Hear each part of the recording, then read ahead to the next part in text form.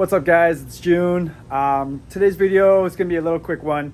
We're going to talk about how I completed the stand finally. It's got a quick couple of time lapses.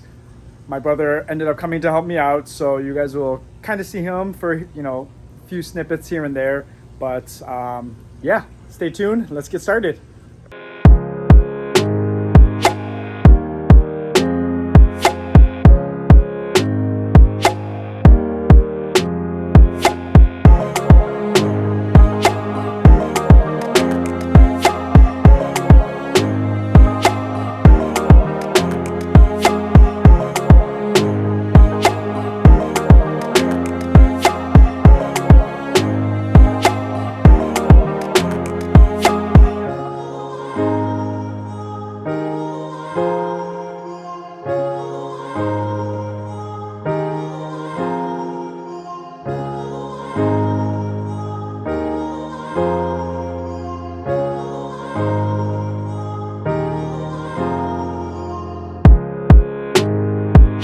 Okay, so I was debating if I wanted to make a video about this, but I figured I might as well. Whether it's going to get posted or not, that's a different story.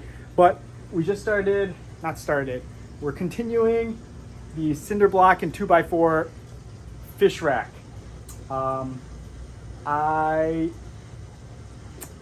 This is how I'm going to do it. First, originally I was going to do 10 gallons below, but I decided to go with 20s. There's 20 highs, 20 talls, so we bumped it up a little bit. Originally, I didn't have that third cinder block at the top.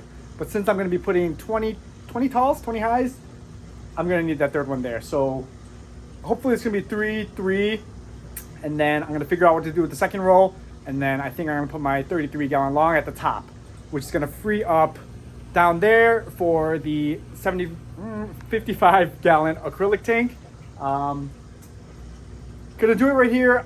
I'm gonna go ahead and paint it. I've just got black paint, got just a cheap paintbrush. We're gonna get a roller as well because I think that's gonna speed up the process.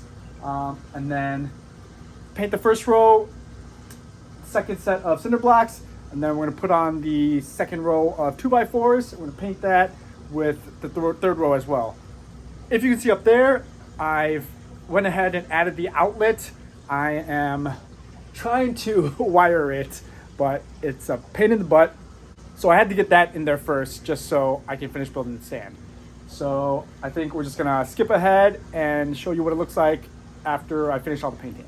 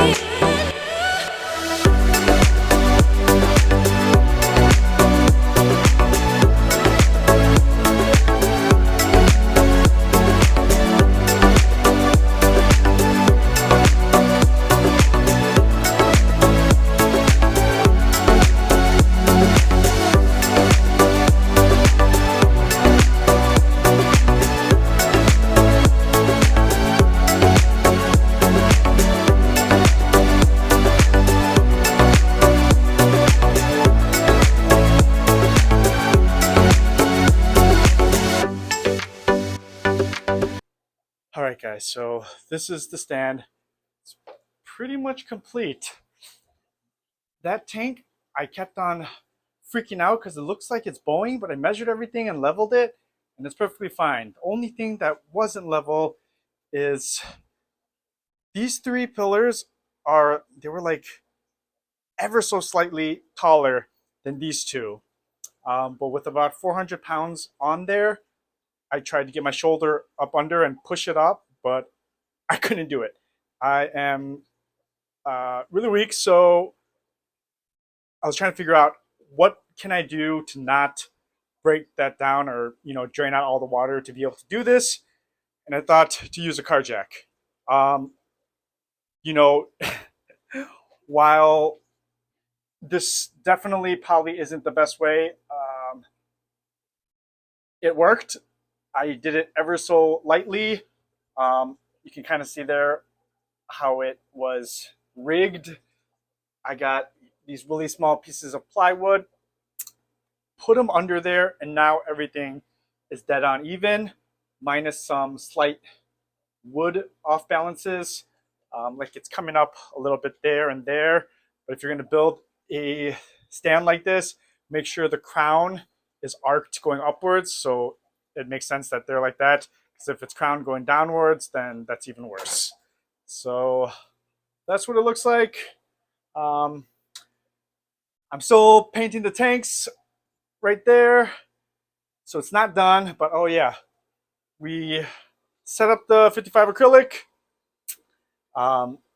There was somebody rehoming 4 blood parrots, so I adopted them. I'm not keeping all 4.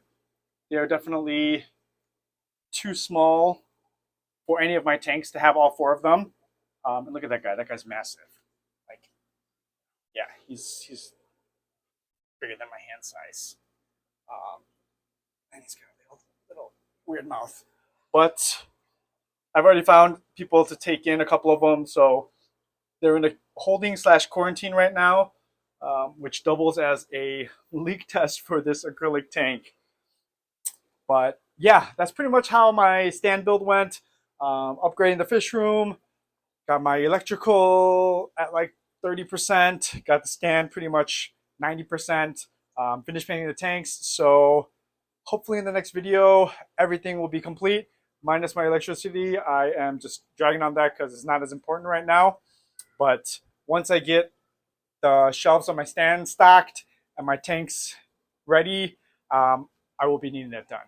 So yeah, I mean, I don't know. It was easy. The biggest part that I didn't like was hauling the cinder blocks, back and forth from the store to the car to my house, from my house down to my basement.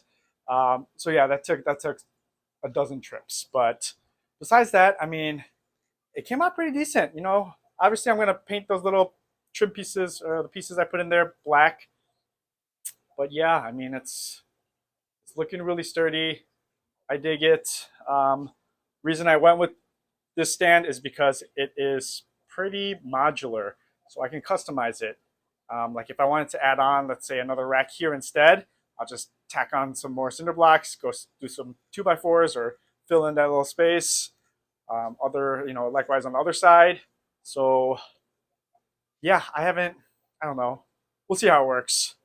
Worst case scenario, I don't know. Worst case scenario, there's a lot of worst case scenarios, but if it ends up not working how I want it to, I'll just bite the bullet and go get, one of those industrial steel shelvings that, I don't know, each shelf can hold 1,000 pounds, and that'll definitely be sufficient enough. But yeah, I mean, overall, not too bad. Would I do it again? Yes, I think so. I think I would do it again. After I started building this, I did like research stands, of course, and I started second guessing myself. And then I saw a lot of wooden stands with 2x4s that looked majorly underbuilt, but they were holding massive weight. So that kind of made me think that, man, with the supplies I have, I might as well just build a rack out of 2x4s. But I was already committed, so I just finished. So yeah, let me know what you guys think. I don't know. Hopefully you guys learned something. But yeah, I mean, thanks for watching, and I'll see you guys in the next one.